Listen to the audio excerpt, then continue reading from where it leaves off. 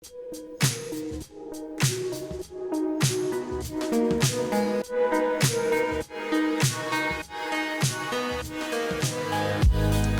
welcome to the latest episode of Data Unchained. As you can see, we're out on a convention center floor today, recording from the Supercomputing 24 conference in Atlanta, Georgia. So if you haven't joined the Data Unchained podcast before, let me tell you a little bit about what this show is about. As you think about the progression of data over the years, starting from the mainframe world where an entire building and all the people using the data were built around the computer, to what we're dealing with today where there's compute everywhere, data being generated everywhere, even at conferences and videos, but think about sensors in your phone, sensors in space. And we have this advent of AI where we're trying to use all of that data to create new insights, new products, new innovations. Data Unchained focuses on both the problems with this decentralized data as well as the opportunities that may be hidden within. Today's guest is Mark Seamans. Welcome, Mark. Hey, thanks, Molly. Great to be here. And Mark is from Penguin Solutions. We'll talk about Penguin here in just a minute. But first, Mark, tell us a little bit about yourself. Yeah, so I've been in technology my entire career. I ended up with the sale of a company that I had about maybe over a decade ago now, sort of accidentally kind of becoming aware of the whole high-performance computing space and eventually morphed into this high-performance computing and AI space. And over that time, I've worked with a number of different companies and different aspects of the technology. Now, as you mentioned, I'm with Penguin Solutions. It's great. So it's been cool, I think, for both of us. We've been in this space for a while, and the HPC world, kind of, these events got a little bit smaller because of COVID, because the kind of focus use cases of HPC, and it seems like it's just exploded with AI, and the show's massive now. It is incredible, and it's something I never could have anticipated. If I go back maybe 3 or 4 years ago, there was a year where there was, because of COVID, no show, and then a year where they had it where it was very small and it was a little bit dire at that point, and almost the resurgence of the market combined with the growth, with the kind of flourishing of AI with large language models, and now what we've seen with enterprises across the world looking to harness AI. It's you can see this show's massive, and it's a completely different and transformed environment. Tell us a little bit about Penguin Solutions. What does your company do in this space? Sure, and for people that are coming at your podcast kind of new to high performance computing and AI, the name Penguin Solutions may be new to them.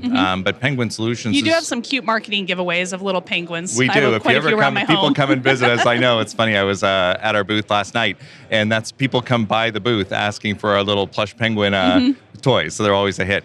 But yeah, Penguin Solutions has been focused exclusively on high performance computing and now AI solutions for over 2 decades. We're a publicly traded company. We're manufacturers of equipment, but really increasingly we focus on delivering the software and the services to help customers put together, as the name implies, complete solutions for these very challenging high-performance computing and AI solutions. And I think that's worth digging into for just a minute. Can't read an article and not hear about lead times and complexities of integrating GPUs into workloads. I think for the enterprise organizations tackling GPU computing, this is kind of a new skill set. And you guys help not just with the procurement, but also the skill set of getting these infrastructures up and running, right? It's such a great lead in. If you think about our tagline for the company, it focuses on 2 areas. It says solving complexity and accelerating results. And that solving complexity, what we've really found now as the technologies that we've been focused on for over 2 decades that were historically used by researchers, large labs, have now become the foundation of enterprise AI solutions. We're finding that a lot of these enterprise IT groups aren't familiar with the networking, they're not familiar with this new class of processors and running these types of workloads. And so the help that we can provide to those organizations as this new class of technology meets the enterprise use requirements is really turning out to be really valuable. Yeah, and I think about going back 5 or 10 years, and we'll get out of the past and into the future here in a minute, but there was a lot of conversation in this industry of how do we develop new skill sets and interest in being HPC technologists, right? And now, fortunately, there's a lot of interest because AI has driven this wave of innovation that there's, college master's degree programs now, but there was kind of a moment there where we were worried about even having the skill set in the industry, and your tech company helps a lot with that in addition to, just helping people move quick to get their infrastructure in place. Yeah, it's funny. You're right. We did go through a period where it was, the aging set of people who were really expert at this and trying to entice this new wave of people to get involved. But I don't think there's any hard sell now for new people. If you say, hey, would you like to get involved in the building and deployment of AI systems? It's like people are kind of banging on the door saying, right. That's exactly what I want to do. Do you want to get NVIDIA certified? Yeah, yes, I'd say I that problem is solved at this yes. point, for sure. Okay, so Mark and I have known each other for a long time. We actually were involved with companies who founded the Active Archive Alliance. And, you think back to, that was kind of in those days of where your archive was a single entity, where you were putting everything into a big tape system probably. Yeah. And that's where your data sat, and that data gravity was massive. Yeah. And I think just kind of transition to where we are today, that's almost the opposite of how data is being created now, right? Data is scattered everywhere. Absolutely. And for people who weren't familiar with HPC, one of the things I used to talk about as I would introduce them to the market, I said, there's really only two workloads that customers who use HPC run. There's either simulation, which is something which is simulating a process, and as the result of that, maybe simulating airflow running over the surface of a car if you're trying to do some design, or crash simulation for automobile manufacturers, another example. So simulations generate tons of data, or the other workload you run is analytics. And analytics takes huge amounts of data. Like if you think about oil and gas exploration, where you maybe use seismic technology to kind of thump the ground or the bottom of the ocean to get tons of information, seismic data, but now you've got to sift through terabytes and petabytes of data. But the common denominator in every workload in high-performance computing and now AI is that there's a boatload of data to be managed. Absolutely. And you all have a AI product called OriginAI, which helps with, maybe talk a little bit about that. What is OriginAI? OriginAI is really meant to, again, back to that solving the complexity. It's what we've seen with high-performance computing workloads historically was that customers really were building very, very tailored systems for what they were doing. What we've seen with AI is that happens sometimes, but there's a class of AI training workloads and of AI inference where the architecture is actually very well understood. We've developed a very, very proven set of architectures. And so rather than having each project sort of on its own be its unique thing, we've packaged up all of the aspects, the hardware, the software, the services, into this offering we have called OriginAI, which is something where you just tell us the size system that you need, and everything else, we can give you a complete spec for the system literally in a day and tell you, here's what that would cost, here's the timeline about what it would be to roll out. And that ability to package and rapidly deliver that is really what this whole OriginAI idea is all about. Okay, so helping people get their AI projects off the ground quickly. Exactly. And what about the data? So we were kind of talking about data scattered everywhere, and you have your OriginAI system.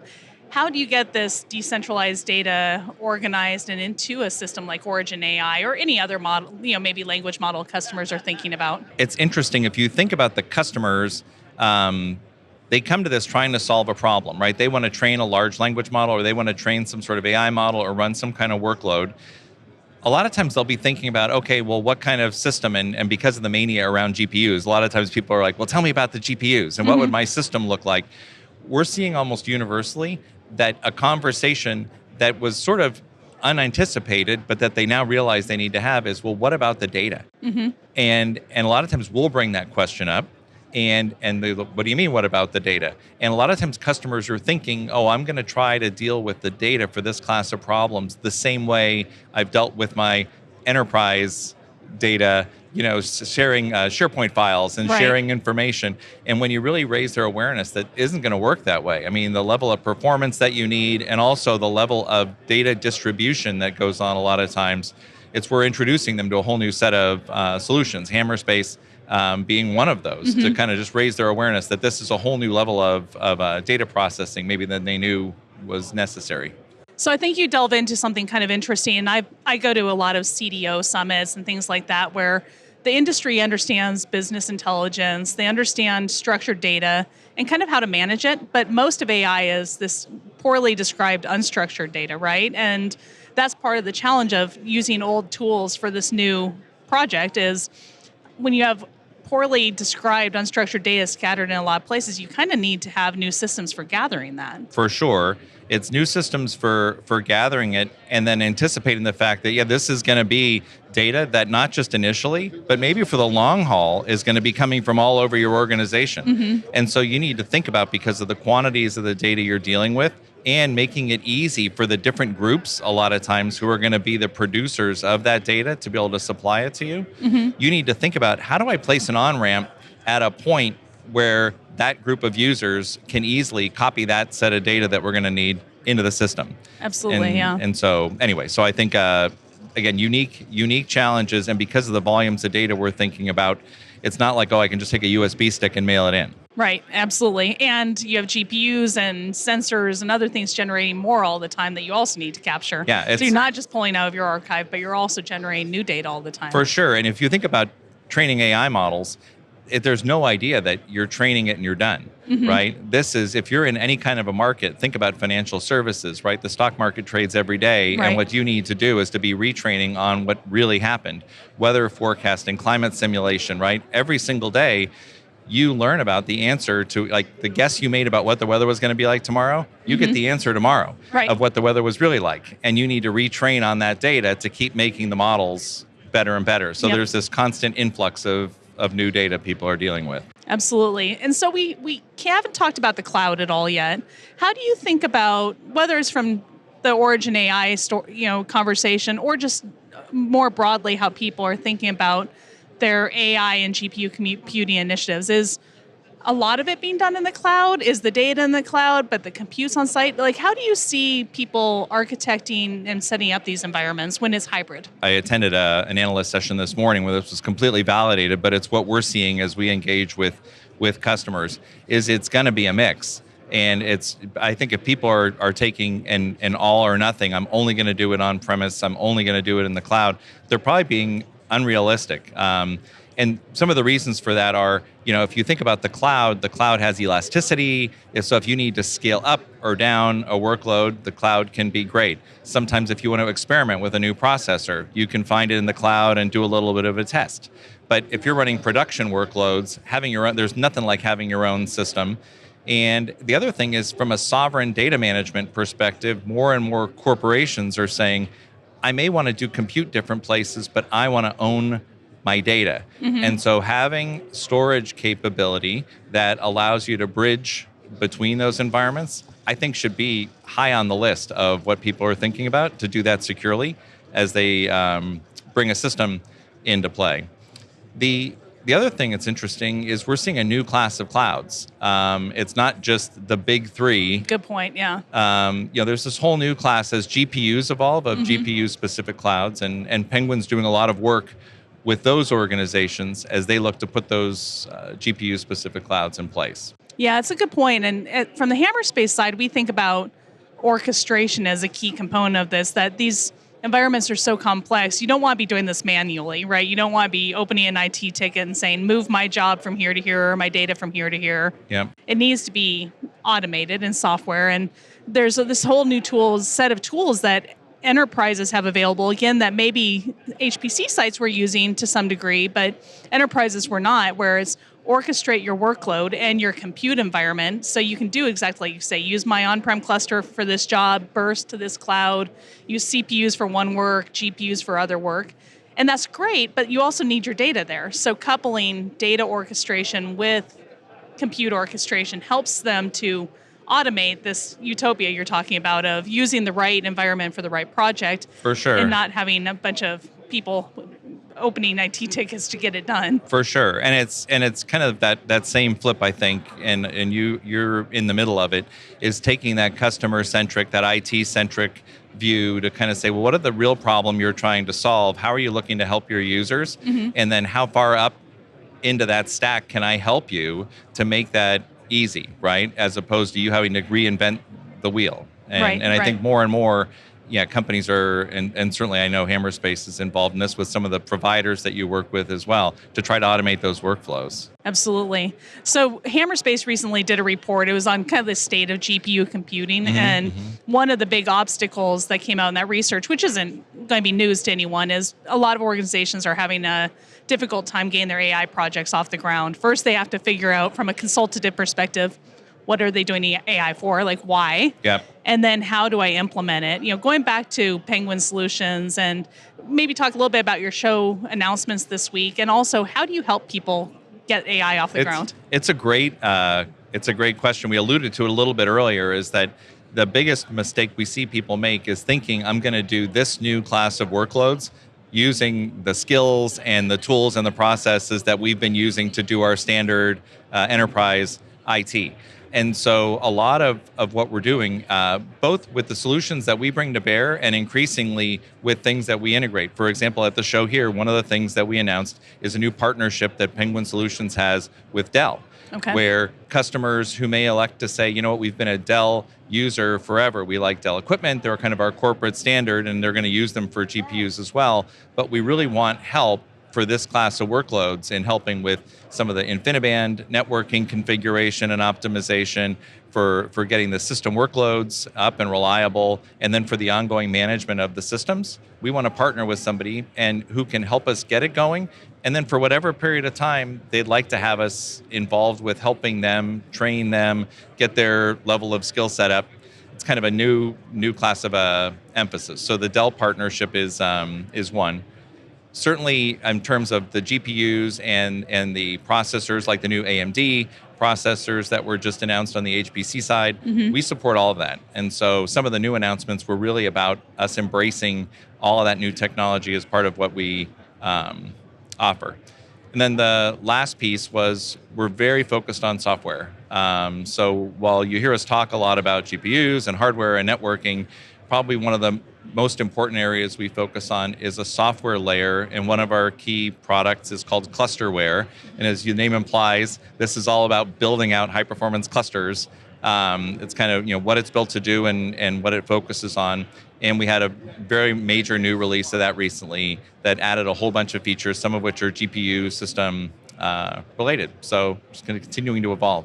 And I've watched some of the demos, I think actually from you, of ClusterWare. And one of the things that's cool about that is it's pretty intuitive, right? It's designed for people maybe who weren't building a career their whole life managing supercomputers. And for sure. I think that's a really good piece to emphasize is not just the tools, but the simplicity. It is. And one of the things that people can miss is the fact that it's very easy to do medium performance computing, right? Where you string together all of this hardware and it's actually running at 30, 40, 50% of its potential. Almost like if you liken it to a car, it's a car that's running rough. And yeah, you could still drive it, but it's going to be a rough ride. And what ClusterWare is great at is that predictable deployment, getting a system up, but also being able to squeeze out that top performance, and especially for customers with these new GPU-based environments that cost, let's just be honest, it costs a lot of money. Yep. Getting half the value of something that is the biggest IT investment you've ever made doesn't feel good for anybody. Right, and absolutely. So what we're about is kind of squeezing out that performance out of those systems. Excellent. So I think, at this show this week, like you said, there's a lot of news from AMD. There's different types of GPUs. There's framing it all, in your organizational strategies. There's a lot for people to put together. So yeah. I think just as we close this episode, Penguin Solutions is a great place, no matter where in that problem set you are in your organization, whether you're planning, you're buying, or you're optimizing. A great company to talk to, and certainly, from the Hammerspace side, we can be a part of those solutions. So thank you for joining, Mark, and congratulations on all the news this week. Well, thanks a lot, Molly. Yeah, and for people that are watching, if there's an area of ARIA or HPC where Penguin Solution may be able to help, reach out, penguinsolutions.com. We'd be happy to have a conversation. Thanks for having us. You bet.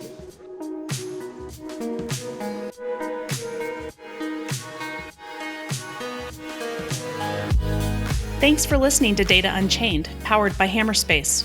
To learn more, visit hammerspace.com. If you have a guest you would like to hear on the show, email me at molly@hammerspace.com.